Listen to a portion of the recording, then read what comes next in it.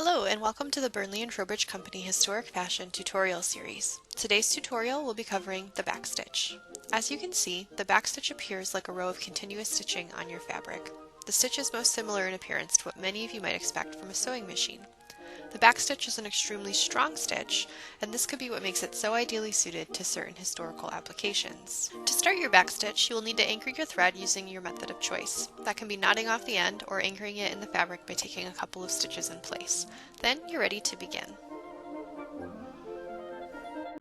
To start, insert the needle slightly forward or behind where you anchored your thread depending on your anchoring method, and then travel forward for your first stitch.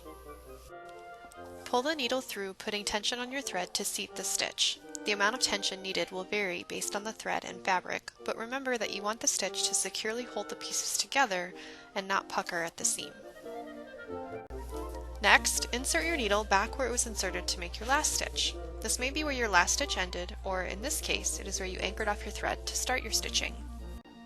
Travel forward so that your thread tail is situated halfway between where your needle enters and exits the fabric.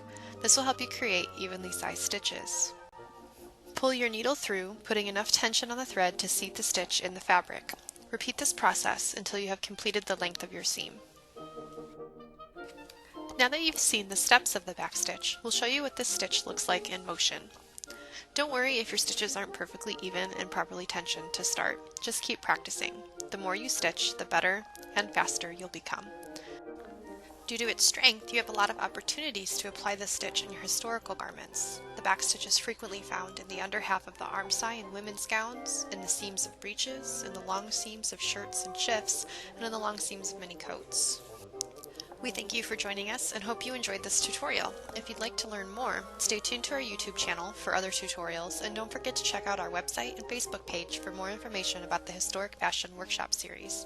Happy sewing!